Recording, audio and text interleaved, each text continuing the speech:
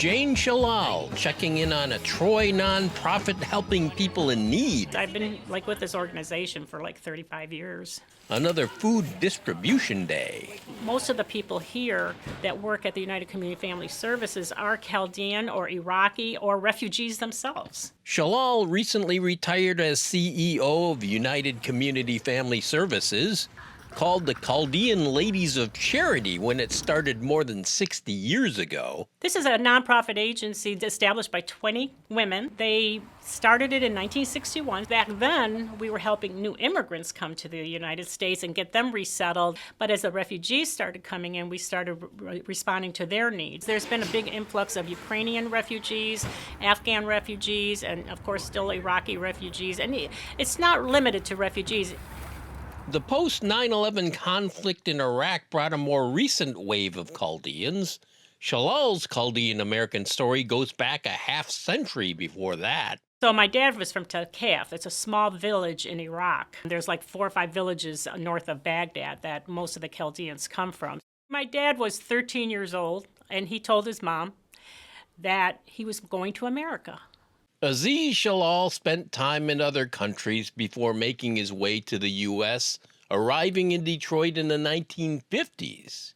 He worked in the grocery business. He definitely had that business sense and that entrepreneurship skill. Chaldeans owned a lot of stores in Detroit. They still do. That's how Chaldeans came to the United States. They came here because they knew there were other Chaldeans here, number one, that could speak their language, and number two, that could help them get their businesses started. So a lot of Chaldeans went on to buy their own businesses. So it was like a pathway to success. Jane Shallal, born in Iraq. She, along with her mother and siblings, joined her father in Detroit in 1960. Her citizenship ceremony made the newspaper. Around that time, her father bought his own grocery store. It was 4 Star Supermarket on Jefferson in Detroit. Our entire family worked there. Even I worked there as a little kid. The family would own more stores around town. Although some of the bigger supermarkets and chain stores left, like Farmer Jack's, Chatham, Wrigley's, the Chaldeans stayed. And the supermarkets were basically the only food centers for the residents of Detroit. In the late 70s, Shallal finished college. I was going to go to law school, and then, I was surrounded by police officers at the time because I was getting my degree in criminal justice, and they go, "You should be a cop, Jane." And so I said, "No, I don't know, I'm going to law school." They said, "No." So they dared me, to apply to the Detroit Police Department. I was the first Chaldean police officer. The first, she says, man or woman? I think that because there was more women coming into the police department, it was more acceptable. But yeah, for the Chaldean community, that was a shock. Shallal would go to law school, worked as a prosecutor, an assistant U.S. attorney, and as an administrator with the Attorney Grievance Commission. She'd lead the Associated Food Dealers of Michigan, looking out for local grocers, many owned by Chaldeans, of course. A lot of Chaldeans move to where their churches are, because they're very religious and they're very faith-oriented. So the Mother of God Church was the original church, and so people started moving to Southfield. Chaldean churches are Catholic of the Eastern Rite, similar to Roman Catholic, but with different rituals and traditions. Chaldean population grew, and then there was other churches in Oak Park, West Bloomfield, other areas. Then you saw a large population going to the east side, like Sterling Heights, Warren, Shelby Township, because the population keeps growing, and it's a very strong faith-based population.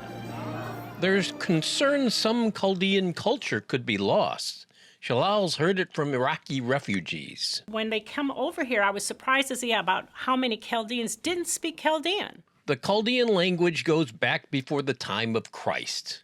More often, Chaldeans now speak Arabic, as so many have spent years in Arab-speaking countries before getting here. The Arabic people do not understand Chaldean. It was mostly a language spoken in the home, and it's been preserved that way. And it's actually on the National Geographic Endangered Language list. What has been lost? Detroit's Chaldean town on the northeast side. For quite a few years it was flourishing. All along 7 Mile Road, there were a lot of Chaldean businesses, markets, and coffee shops, things like that. In recent decades, residents and businesses slipped away, off to the suburbs.